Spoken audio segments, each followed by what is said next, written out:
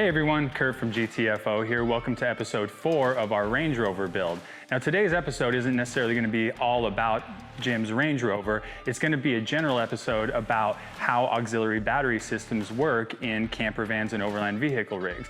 We've been wanting to do this video for some time now because we wanted to show the exact flow of electricity from an engine battery back to the auxiliary battery and how it gets dispersed to the accessories that people are running in their camper vans or overland rigs. So from the engine start battery, I'm going to run this 8-gauge cable from the front of the vehicle into the house, which is right behind the driver's seat. Now it's a long cable run and I don't want to burn Jim's shit to the ground, and so I'm running a little bit larger wire for safety purposes. Now from there I'm going to take the positive and go straight into an isolator. The isolator is what connects and disconnects the engine battery from his house battery. Now this particular isolator does it digitally. It'll connect at 13.3 volts. It's going to disconnect at 13.0 volts. So whenever the alternator is charging his engine battery, this is going to pick up on it, it's going to connect, and it's going to be charging both his engine battery and his house battery at the same time.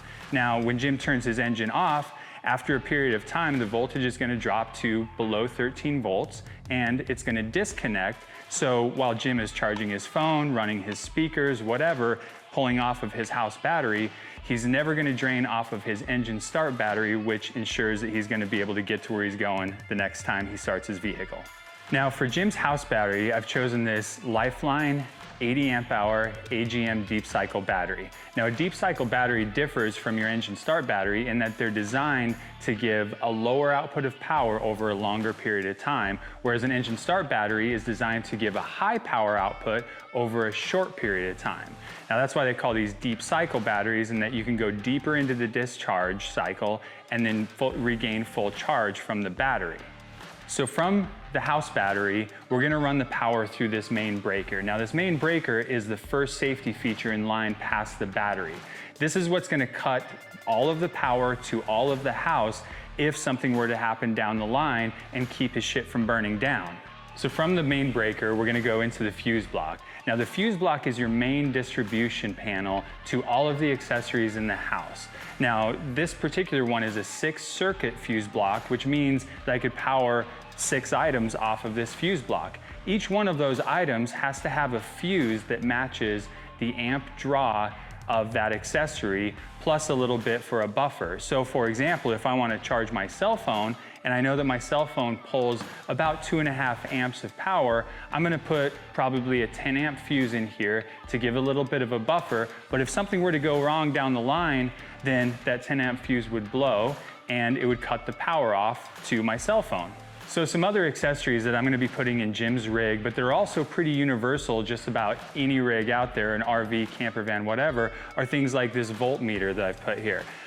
This is super important to me in that it provides at a glance the user to know exactly where their battery's at in its capacity. So a full battery is 13.1 volts when we're talking about this style of AGM battery. A dead battery is 11.8 volts. So knowing that I have that parameter at the high side of 13.1 being full and 11.8 being dead, I can look at this battery and if I see it's at 12.5 volts, I'll know that that battery has about 50% of its capacity left. Now it's going to change as you use items. So if I turn this light on, I'm assuming that that voltage is going to drop on the voltmeter. So we have to take those things into consideration and not judge the overall battery capacity unless everything is turned off and we look at the battery voltmeter to see where it's at. Another thing that we really need to stress here is how important it is to make sure your auxiliary battery is secure in the vehicle. Now, a shifting battery is going to be the first thing that'll blow your shit up when you're bouncing down the road.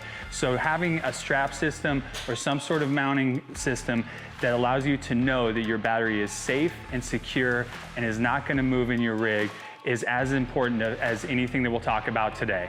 Now we're going to go under the hood of Jim's rig. Good thing we have this limited edition antique stick. A lot of people don't know this, but Range Rover actually sent these over on the Mayflower when the Acadians discovered America. So it's a pretty limited edition unit here. Now, before we install the auxiliary battery in the rig, the most important thing that I'm gonna do right now is disconnect the engine start battery negative from the battery. So this is gonna cut all the power going down line. As an extra safety precaution, I like to put a rag over the battery terminal just to keep it from accidentally reconnecting if I bump it. So to get the power back to the house, we're gonna start at the engine start battery, run a wire from the positive terminal through an initial breaker that we can flip to cut the power to the house. And then from that breaker, we're gonna run both cables, positive and negative, through the car and into the rear where we're gonna mount the auxiliary battery. So here's where we're gonna install Jim's auxiliary battery. I'm putting it right behind the console so it's accessible to him if he ever needs to do maintenance or hook up anything else. I also fucking hate it when I go to work on somebody's rig and the auxiliary battery or any systems are buried under 13 layers of stuff that I have to take out before I can even start working on the vehicle. So this video was designed to just show you one example of how an auxiliary battery system works in this rig.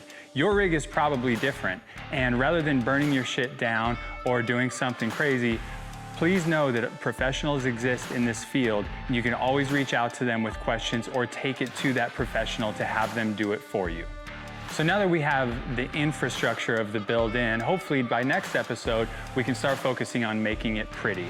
So please come back, check out episode 5, and in the meantime, check us out on YouTube, Instagram, and online at GTFOverland.com.